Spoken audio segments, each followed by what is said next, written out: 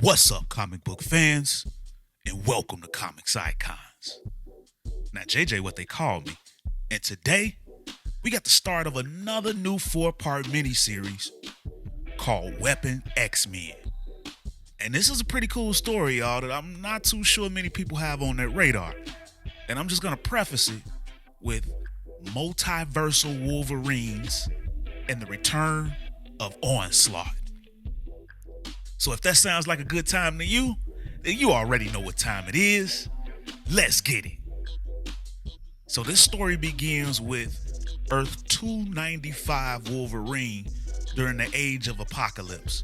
And he's talking with the Jean Grey Phoenix about why he decided to join her on this new mission. Now, this isn't his Earth's version of Jean Grey, but Jean Grey nonetheless. And we all know Logan has always had a weakness for her. And although he's lost the woman he loved twice, he still wanted to give the universe one last chance to prove itself to him. But right now, he's not very impressed when he meets his new team. There's a female Wolverine from Earth 1281 circa 1909 named Jane Howlett, an old man Wolverine from Earth 807-128, an Earth that was conquered by that Earth's supervillains, a fat Wolverine from Earth 9997, aka Earth X, and a zombie Wolverine from Earth 2149, an Earth overrun by an undead contagion. So we got an old man, a fat man, a dead man, a one man, and a one-armed man. Gotta love it. And for the sake of the series, I'm gonna call them Fat Reen, Zombie Reen, Old Reen, Stubby Reen for the one-handed one, and Jane. But Fat Reen, with the jacked up hairstyle, doesn't appreciate Stubby Reen's disrespect, seeing as though he's a few claws short of the rest of them. And when old Stubby calls him fatso, he rebuts that he ain't fat. His healing factor won't allow it. But Stubby tells him that's just a denial factor. But the Phoenix steps in and lets all of them know that they've been chosen for a reason and there's no time for them to fight amongst themselves. One Earth has already died, and every second we delay, the monster responsible grows stronger. We have to find them before they become unstoppable. But Jane is curious, and she wants to know just who they might be. Meanwhile, Zombie Reen was just hoping for some old people to be around because he's a bit hungry. So the Phoenix works her magic and she cures him of his hunger. And Fat Reen tries to explain they and them pronouns to Jane. But she lets him know that's not exactly what she meant. She merely wants clarity on the mission. And that's when Phoenix reveals the enemy is Onslaught. And it isn't a physical being at all, but rather the darkest, most ruthless parts of two beings, and one of them is her. Which I found kind of interesting because, correct me if I'm wrong, but I thought Onslaught was from Professor X and Magneto, not Jean Grey. But maybe this is just another multiversal version, or I could just be wrong in my assumption. Y'all let me know. But she goes on to tell the group that on one of many Earths, Xavier was killed and that world's Jean Grey shut down the mind of Magneto. But part of Magneto survived. The fear, the hate, the darkest side. And it combined with Jean's, gathering power within her. It became its own being, a creature of limitless mental energy. Sensing the danger it posed to the entire multiverse, this Jean Grey decided to summon help. The original X-Men. As teenagers, they exposed Onslaught and destroyed its physical form. But it was at a great cost, as that entire world was consumed in the energy backlash. Yet Onslaught survived, although weakened. So that's interesting too, that both Jean Grey and Magneto died with Onslaught still alive. I believe that might be a change as well. I'm not sure. Again, y'all correct me if I'm wrong. But this Onslaught escaped into the multiverse and now it's hiding its tracks and working on rebuilding its power. So the mission is that she needs these Wolverines to find it because they are the best there is at what they do. Now Jane, she agrees that they are the best at what they do, but she also thinks that the Phoenix is more than capable. But the Phoenix tells Jane that she cannot take the lead because if Onslaught steals the power of the Phoenix Force, then he truly would become unstoppable. But also, if Onslaught corrupts an Earth and infests the minds of all its people, as it did to its own homeworld, then that place is beyond help. and the Phoenix would need to save its power to destroy that world. So she needs these Wolverines to fight until their last breaths to save any Earth from that fate. And she knows she can trust them to make the hard call when there's no other choice. So she's narrowed the possible location of Onslaught to one section of the multiverse. And there's one Earth in particular that she believes Onslaught will likely be drawn to, because it is an Earth where humans and mutants have united to fight off an alien invasion, and now they live together in peace. And Jean Grey and Magneto are the leaders there for mutant kind. So as she sends these guys out into the multiverse, she lets them know to just call for her in their minds if they need her, and she'll hear. And if they find Onslaught, kill it. And then they're sent to Earth 93068.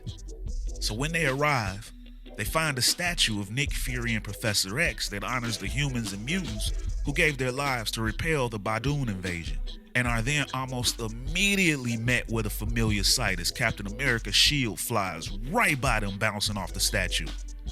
Then the uncanny Avengers appear. But the Avengers immediately suspect that these are some kind of clones, and without question, go right into battle with the Wolverines.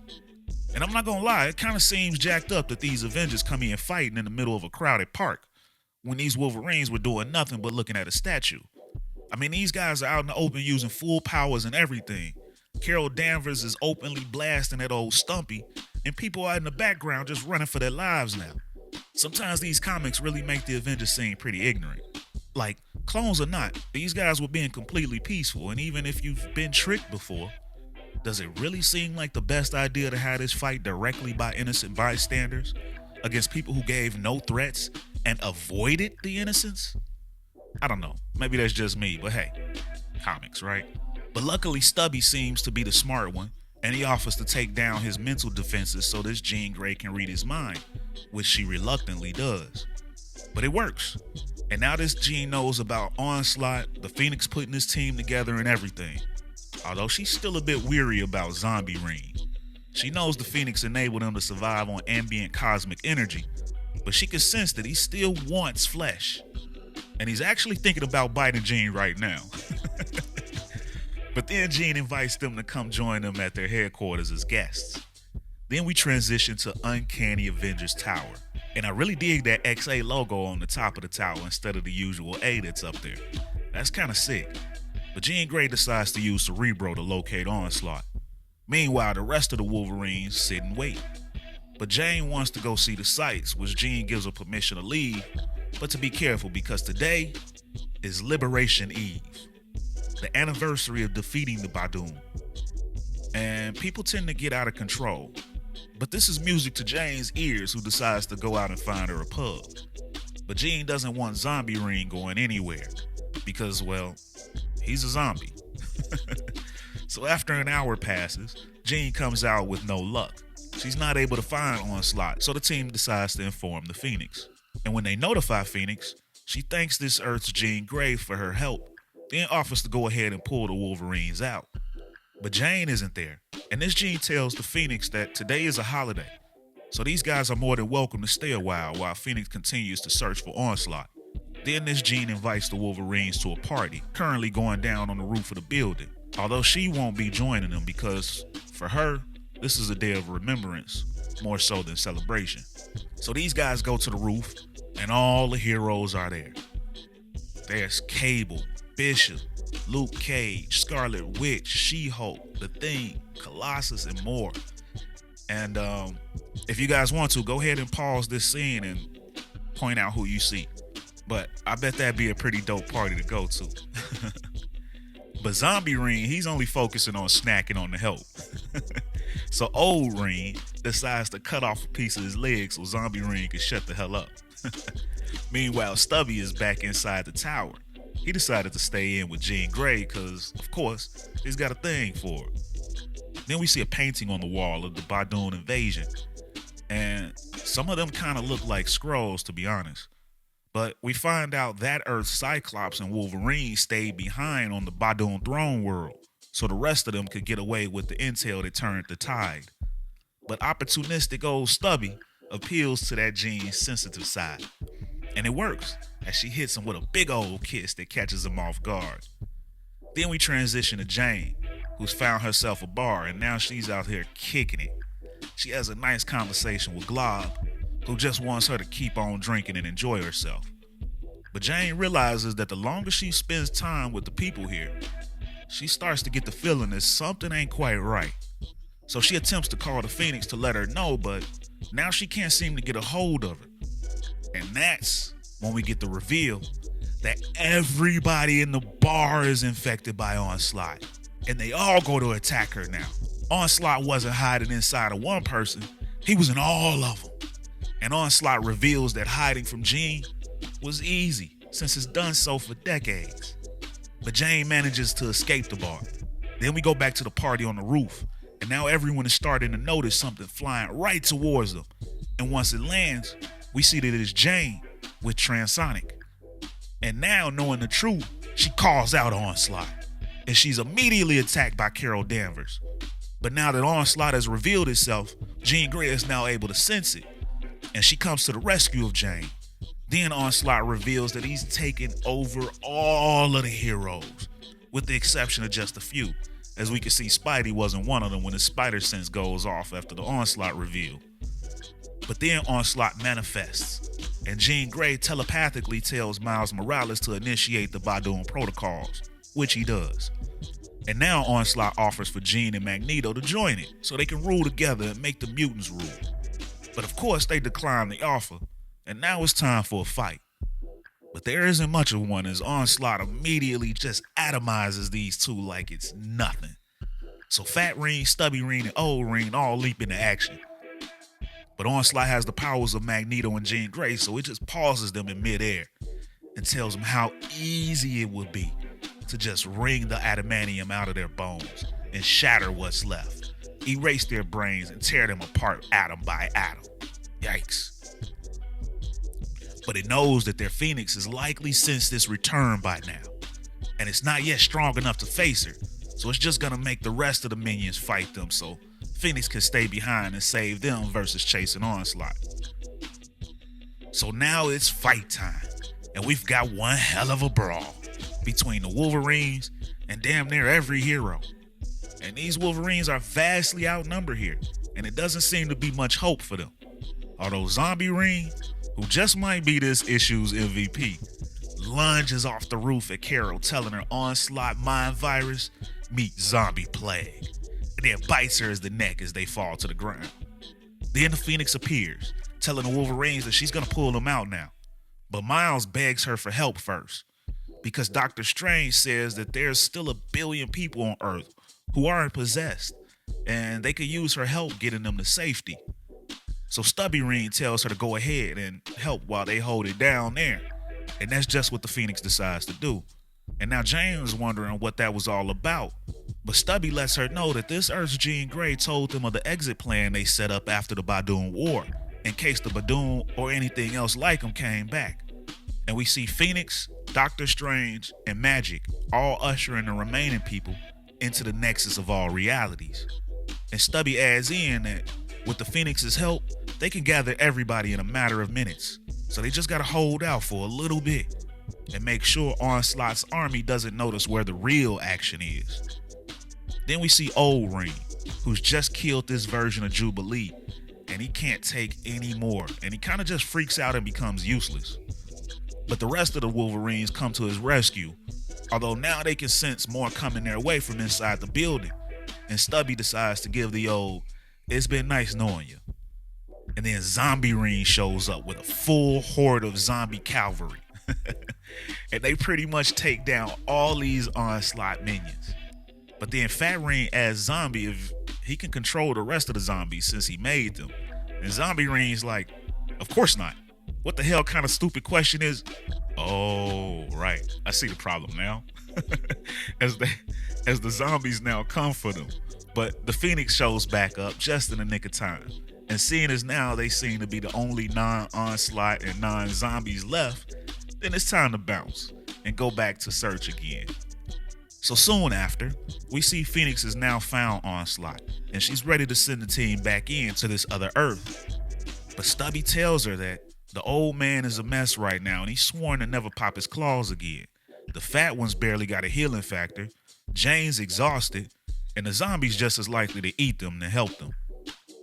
But as Phoenix thinks they're giving up now, Stubby lets her know that he just saw a bunch of losers help each other in the face of impossible odds. And the world that should have died survived twice because a guy like him and a lady he loves made sure it would. So he's not giving up, but he wants to know what's the reason for the rush instead of taking a day or two to get right.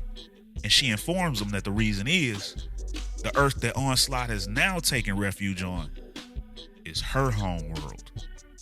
And that, ladies and gentlemen, is the end of the issue. What's up, comic book fans? And welcome to Comics Icons. Now, JJ, what they call me. And today, we got the second issue of Weapon X-Men. So the first issue of this series was a smash hit that gave us the return of Onslaught. And this issue continues to build on the success of the first one. And if you guys missed that first video or you need to catch back up, then I place a card to the Weapon X-Men playlist at the top of the screen right now. And I'll put a link at the end of the video as well. But after the search for Onslaught in an alternate universe ended with most of that world's heroes being taken over, fortunately with the help of the multiversal Wolverine team, many of the people of that Earth were evacuated to safety. So if you guys are ready to find out if the multiversal Wolverine team is able to track down Onslaught before it can gain full power and become unstoppable, then you guys know what time it is. Let's get it. So this issue starts off with a memory from Earth X Wolverine, aka Fat Ring. On his world, Jean had lost her powers and could no longer go on missions, and she and Cyclops had drifted apart, allowing her and Logan to drift together. Then Logan would go on to leave the X-Men, but he still helped out from time to time since they were still his friends. But that time was hard on Jean, who had begun to put on weight from sitting at home watching true crime shows. And even though she was depressed and lonely, she was still the most beautiful lady in the world to Logan. But he didn't want he and her to end up like she and Scott, so he went and saw Dr. Miles Warren, genetic specialist, and had him whip up a serum to suppress his healing factor. Now he could get old, sick, drunk, fat, die, just like Jean. But it didn't bring them closer like Logan had thought. And now that he could get killed, he stopped answering when the X-Men called, prompting Jean to see him as a coward. Sure, she hadn't seen him much now, but she still didn't want anything to happen to them. But she began to look down on Logan for not helping, and she started hating herself for being the cause of it. Then eventually they would split up, doing exactly what he had done all of this to avoid. Then we pick back up with current day, and Fat Rain is explaining this story to Jane. And Jane is hearing all this, and she's like, oh, hell no. She spent her whole life avoiding being shackled to a man. And now she meets all these grown-ass men who are supposed to be her, and they're all completely obsessed with the same lady. That's weak. But Fat Rain agrees, and he figures that being around other Wolverines, it'd rub off on him, and he'd get some of that berserker back in him. But instead, he feels like he's rubbing off on them, and they all just watch the world die because of it. But then the Phoenix steps in.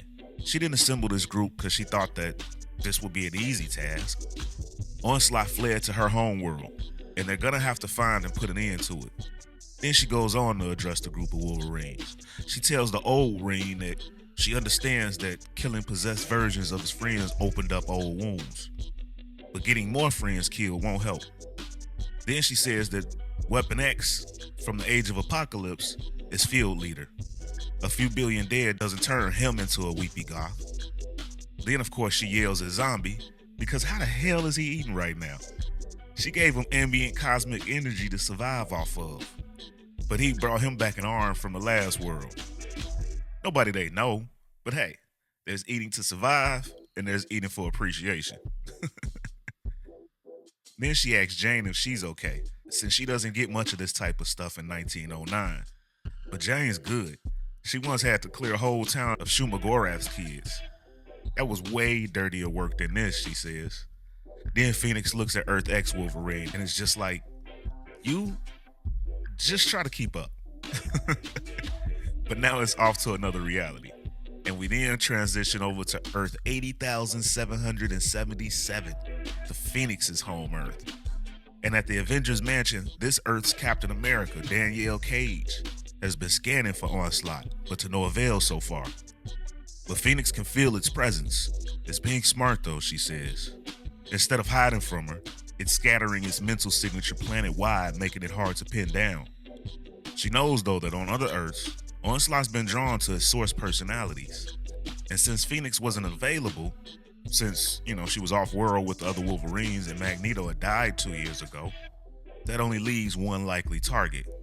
And Danny Cage asks Phoenix if she thinks it'll be awkward. But Jean responds that they've been married for 25 years now, and we're all adults. No reason it'll be awkward. And then we pick up at the Summers Pryor estate in upstate New York. And of course, Zombie is the first one to point out that this is actually awkward. But Scott and Madeline come out, and they greet Jean and her team, and Jean apologizes for showing up on such short notice, but Scott is thrilled to see her. They hadn't had much action there since Jean took down the last of Sinister's clones. These days, all Danny and the Avengers really deal with are bank robberies and natural disasters. Then Jean asks about the kids, and Madeline tells her that they're all there. They're having an engagement party right now, and their son Nathaniel is marrying Logan and Mariko's daughter, Amiko. And then walk up that Earth's Logan, along with Mariko and their kids. And he's like, yeah, I'ma pretend I don't see the knockoff versions of me over there. And all the other Wolverines are amazed to see a version of them with a family, with the exception of Jane, who couldn't care less. And the kids are interested in the zombie version of their dad.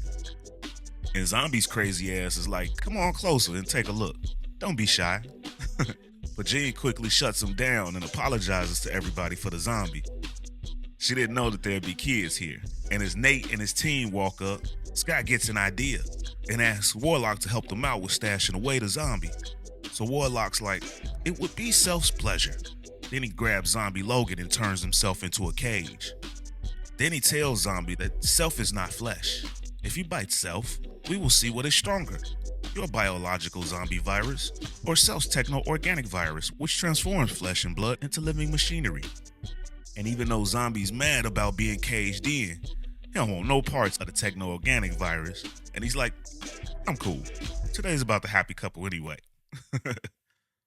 But off to the side, Scott lets Jean know that he hadn't seen anything unusual around there.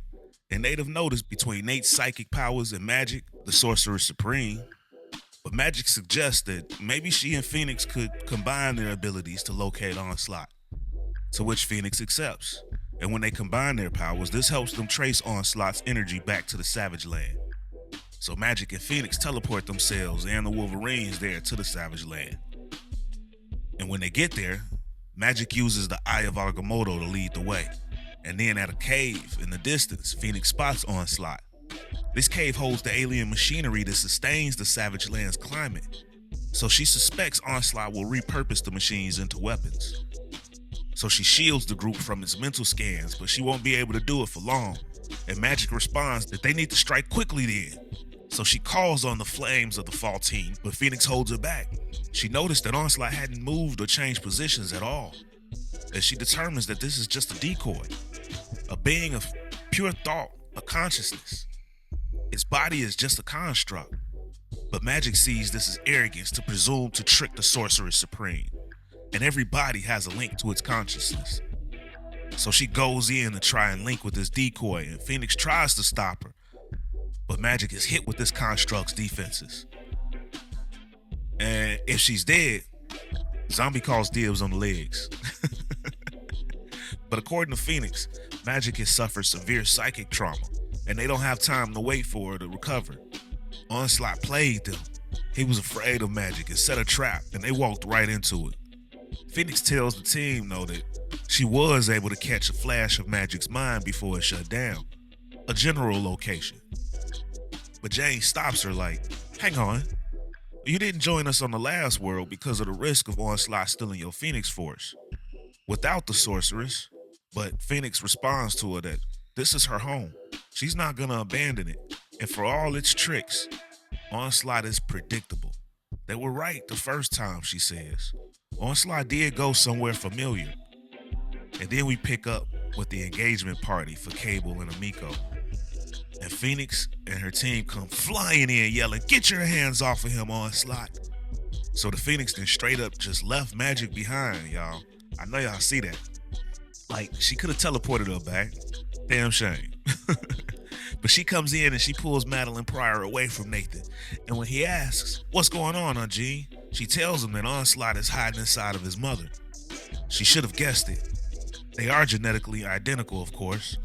But Madeline pleads her case that this is insane. And there Logan agrees. He doesn't sense anything. And he thinks that Jean should calm down and take a breath. But Jean tells him of course he wouldn't see it. Onslaught is as powerful a psychic as she is. It was blocking its presence. But now that she knows, she can pinpoint. But wait, she says. Oh no. Oh yes, says Nathan, who reveals himself to be Onslaught. And now he's got his hands on Phoenix and tells her that on his world, he only pretended to be the Phoenix. Now by threatening your home, making you careless, I've tricked you into delivering the greatest power in the universe into my hands. And then Stubby Reen and Old Reen dive at Cable to break his connection to Jean, but they're blasted away by Nathan's father, Scott. And then Scott's kicked in the back by Jane for stopping them from saving the day and calls him an idiot. "Do you want Onslaught to kill us all?" she asks. But then she's taken down by Warlock for hurting Cyclops. But there are too many anomalies right now, which makes Warlock very confused. And Zombie thinks that even though everyone's always saying that all he ever thinks about is eating, this time it just solves so many problems. And he goes in for the bite on Cable, but he's met by a set of claws owned by this Earth's Logan. "Not this one," he says to Zombie. But Stubby chimes in that this kid's as good as dead. It's him or everyone else. And Old Reen agrees with that statement. But this Logan knows for damn sure none of these guys are laying a hand on his son-in-law. They'll handle this.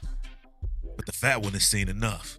And Earth X Wolverine pops his claws and he slices the arm of Nathan off and away from the Phoenix, breaking the connection. And now the fighting is stopped and Nathan's parents run to their son's aid. And Madeline screams for Jean to heal him, but he's too weak, and all she can do is close the wound. And a now very upset Madeline begs for someone to help her son. Warlock has an idea. Perhaps Self can help, he chimes in. But Madeline is skeptical about his help, and she's like, "Help how? By turning him into a techno-organic zombie? That's worse." But Warlock jumps in and tells Madeline that Self's friend Nathan's power can hold back the techno-organic virus. But Self must act now, before the life spark of Nathan fades forever. And then he goes to work.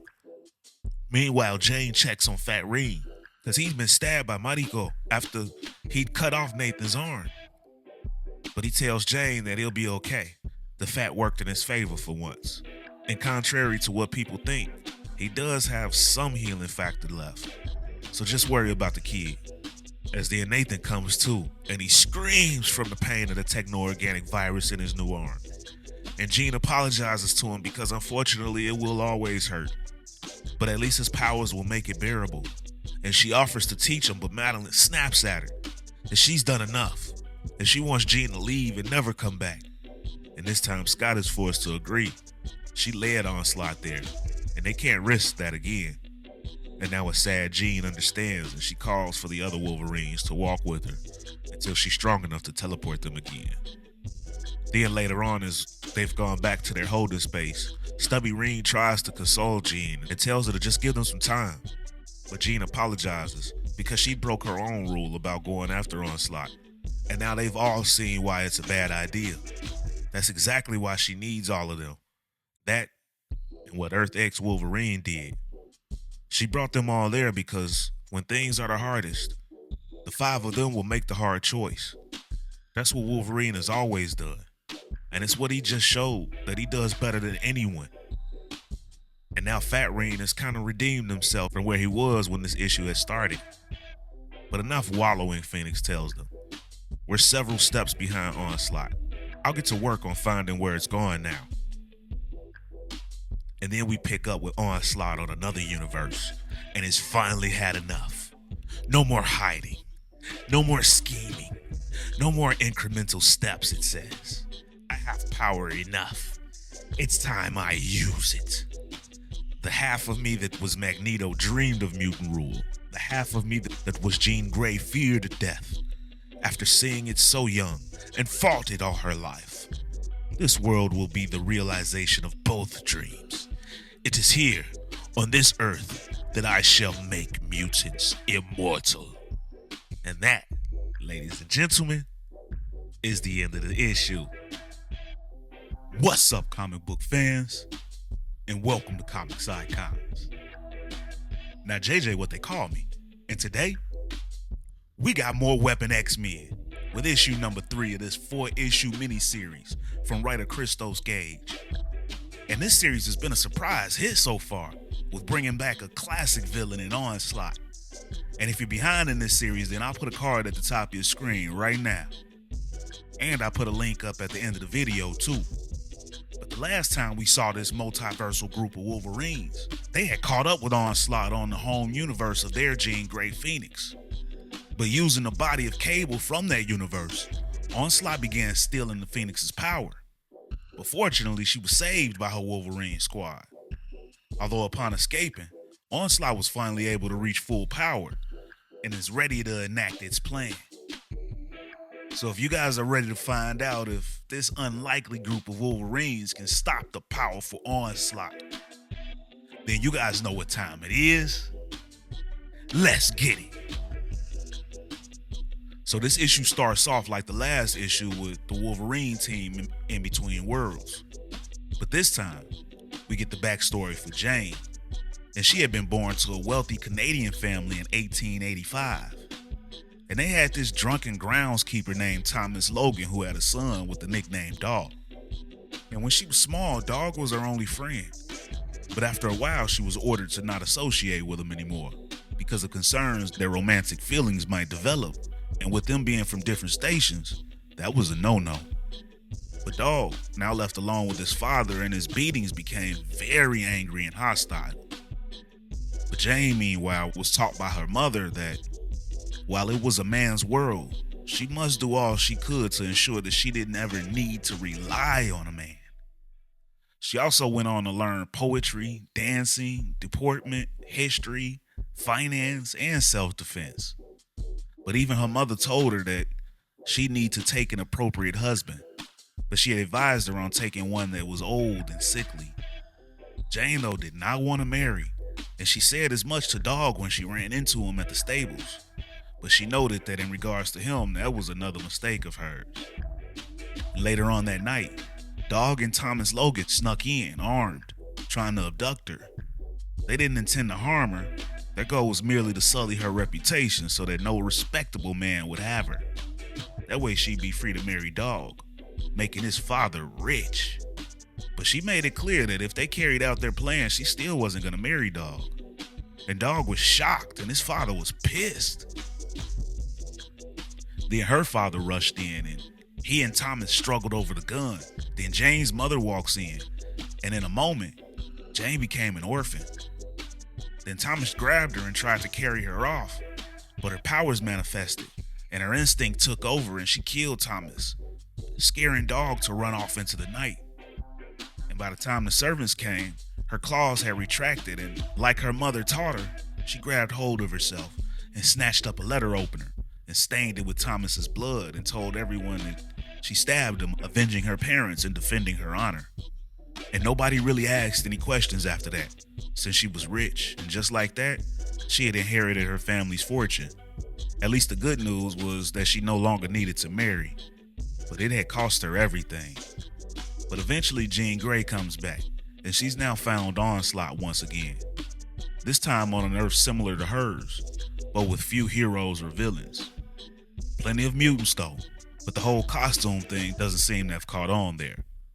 So she sends them there to confront Onslaught, but she tells them to be careful because Onslaught had already been there for some time, so there'll likely be some traps set up. So be ready for anything. But when they arrive on Earth 31974, they're instantly met by Onslaught, and the Wolverines are ready for this fight. Then Onslaught tells them not to do anything stupid, But then something weird happens with Onslaught, almost as if it were in pain. So the Wolverines don't know what that was, but they consider it a gift and jump right into this fight, kicking and clawing at Onslaught. And Zombie Wolverine is even trying to bite Onslaught's leg, but it does nothing, as Onslaught is a being of pure thought. There's no body for them to wound, no blood for them to infect. Then Onslaught tells them that they're just mere toys to it. Meanwhile, the Wolverines don't relent, and they attempt to spread out and go berserker. But Onslaught doesn't want to fight, and calls for a truce, then says that it only wants to talk. And of course the Wolverines are skeptical, and rightfully so, but Onslaught tells them that it's in need of their help. So now they're like, you need our help? Yeah, okay, let's hear it. So Onslaught tells them that it came here several days ago, determined to realize the goals of its foundational persona. Magneto wanted mutants to rule. Jean Grey feared death above all. So Onslaught had planned to make mutants immortal. They'd inherit the Earth, and it had retrieved a magical artifact called the Lifeline Tablet. Then it found a spell to modify and expand its effects. But something went wrong. Instead of just mutants, everyone on this Earth became immortal, but not invulnerable. So people mangled in accidents survived an unimaginable agony. People with terminal diseases cursed to live forever in the infirmary. Every day, more minds cry out, begging for release that can never come. It is more that I can bear, Onslaught says. Jean Grey's formative memory was of her best friend Annie dying after being hit by a car, sharing her mind as she passed. And the young Magneto survived horrors. To feel this pain, constant, ever growing, it cripples me. In Age of Apocalypse, Wolverine thinks that Onslaught got exactly what it deserved. So why would they want to help, he asks. Because I don't believe you'll condemn an entire planet of innocence to an eternity of pain, Onslaught responds. And because this wasn't just a mistake. Someone interfered with my spell and stole the Lifeline Tablet. Whatever their plans for it and this world, they can't be good. And old man Logan is kind of in agreement with Onslaught there. But Jane's like, hold up. We destroyed one world to stop you. What's one more? Then she guesses that Onslaught's still here in this world because it's stuck here. Or perhaps it's in pain now, and that pain will follow. Regardless though, if they help, then it's going to be on their terms, she says. And those terms are that Onslaught will never again enter, harm, nor otherwise interfere with any of their home dimensions. Phoenixes included. So Onslaught agrees, as long as they hold up their end of the bargain. Then it gives them a fragment of the Lifeline Stone so they can track the rest. So they take off, and the scent leads them to Boston. Then Jane picks up on a familiar scent as they approach Bloodstone Manor, Ulysses Bloodstone, a monster hunter with a red gem embedded in his chest that keeps him from aging. Jane had crossed paths with him a time or two before, and it started when he came north hunting the Wendigo and nearly had the stone torn from his body, she tells them. So she nursed him back to health, and they dealt with the beast together, and then they shared some further adventures after that. And the rest of the Wolverines hit her with one of those jokes. But she gets agitated with them and tells them that if it was Ulysses that took the tablet, then at least they can reach an agreement to get it back. But she knows that they still need to be careful, because there's no guarantee that this Bloodstone is anything like the ones that they've known in the past. And as they get closer, they can hear the conversation going on as someone tells Bloodstone that they've grown weary of waiting and is ready to feed. And Bloodstone responds that they can when they've dealt with Onslaught. And then we see that it's Dracula that he's speaking with, as well as Selene, who sides with Bloodstone and telling Dracula to have patience. They're all immortal, so there's no need to rush. And in another day or two, they'll feed till their hearts are content. Then it's revealed by Selene that they were in fact the ones that took the tablet, and that there's an entire world of prey that cannot die. Dracula can drink their blood, her their life force, and their friend, Elixir, the sentient mind within the Bloodstone, their sanity, or whatever sates his appetite. And it's revealed that Aluxil took a millennia to seize control of Bloodstone's body. But then the Wolverines take this as their opportunity to rush in so they can get that tablet back. And as they fight the Wolverines, Aluxil makes note that it remembers Bloodstone killing a Canadian Wolverine man just like them back in 1912. But Jane knows this isn't Ulysses Bloodstone. It's the demon from within the gym, she says. And they continue to fight as Bloodstone slams Jane into a casing that frames that Wolverine from 1912. Claws and all still extended. All while Selene straight dominates two of those Wolverines on her own. But as Bloodstone fights Jane, the spirit tells her that it can sense the connection between her and this body it's in. Perhaps they have some type of relationship in another world. And she says that it's true. She does know a version on her world, but his body could feel both pleasure and pain, something I bet you're not used to. And she pulls him in close, driving those ancient Wolverine claws right into his neck. And as the spirit starts to leave Bloodstone's body from the intense feeling of pain, Bloodstone starts to come to, and he tells Jane that he had grown weak and careless with time. But at last he feels hope, that together they can find a way to end the spirit forever. But Jane then sheds a tear and tells him that she's already found a solution, and she's sorry. Then she destroys the stone.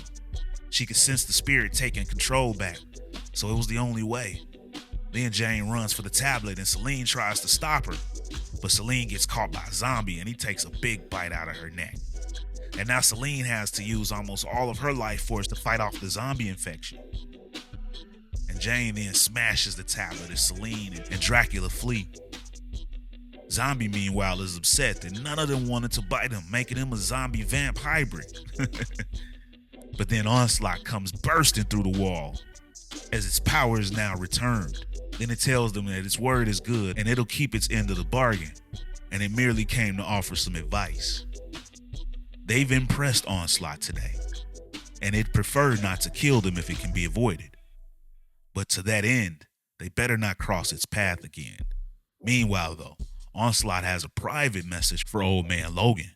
It tells him that it's here to talk to him. It's well aware that Phoenix won't let this go, nor will the other Wolverines. So it's here to make him an offer. Help him remove them from its path, by whatever means. And it will take him back to his timeline, to before he was tricked into killing all his friends. The worst thing you ever did, the worst thing that ever happened to you, doesn't have to happen. And then Onslaught leaves. And Fat Wolverine pats old man Logan on the back in celebration. How about that, huh? He asks. We saved the world, ran off the big bad, and didn't even need any help from Phoenix. And we learned some things about Onslaught's weaknesses that we can use down the line. Feels like we're finally turning into the elite team of badasses we were always meant to be. We might actually have a chance. And old man Logan replies, yeah, we just might. And that, ladies and gentlemen, is the end of the issue. What's up, comic book fans? And welcome to Comics Icons. Now, JJ, what they call me. And today, we got more Weapon xmen. This time with the fourth and final issue of this mini-series. And if you've missed any part of this series, then I'll place a card at the top of your screen right now. And I'll put a link at the end of the video. But this series has been kind of a sleeper. It's been very entertaining, and we got to see the return of a classic villain in Onslaught that people had really been missing. Albeit in a different form, though. But what's cool is that to take on Onslaught, the Phoenix enlisted the help of a multiversal group of Wolverines. But when we last left off, one of those Wolverines received an offer from Onslaught to turn on the others. So if you guys are ready to find out if old man Logan took the offer from Onslaught, and if you're ready to find out how this series comes to an end, then you guys know what time it is. Let's get it. So this issue starts off with Wolverine more than 50 years ago, when an army of villains put aside their differences and joined forces. They had attacked the X-Mansion, and Wolverine was forced to kill them all to protect the students and his teammates. But as the villains began to perish, one of them questioned why Logan was doing this to his friends.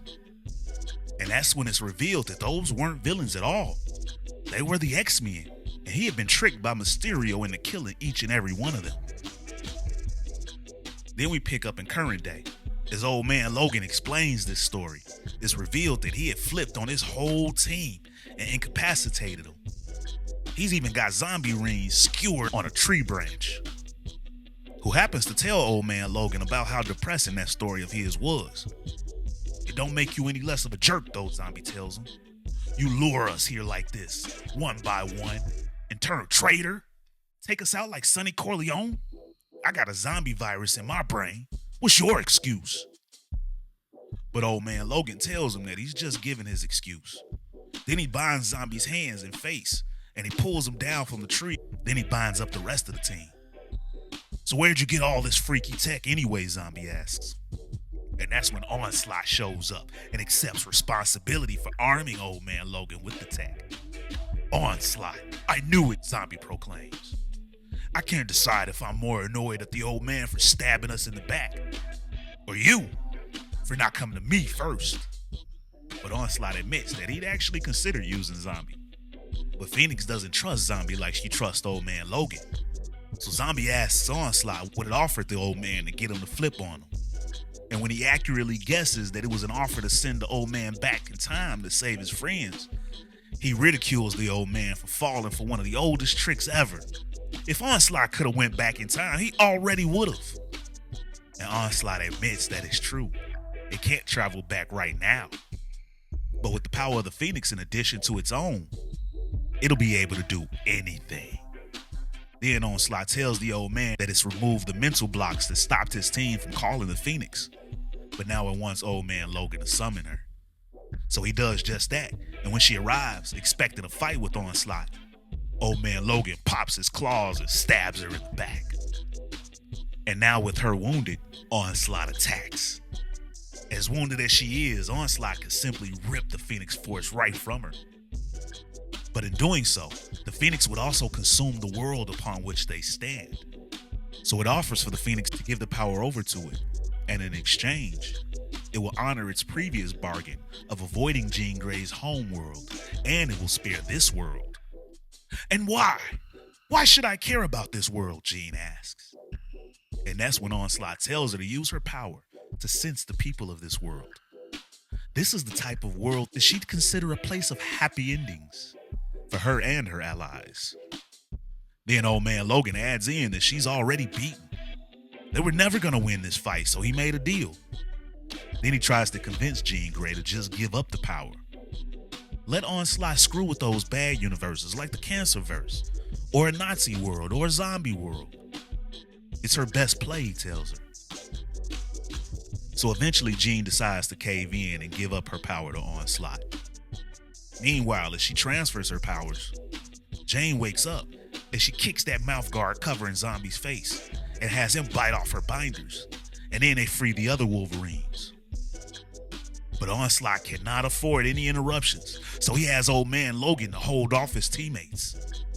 So the old man blocks them from interfering, and Zombie asks for permission to take a bite out of the old guy. And the fat one, of course, grants him that permission. But old man Logan ain't afraid to die, he tells them. He's been trying for 50 damn years. And then they all jump into battle with the old man. But he holds his own, and he really kicks each and every one of their asses. He really is the best of them. He even stomps on Jane's hand, crushing her bone claws.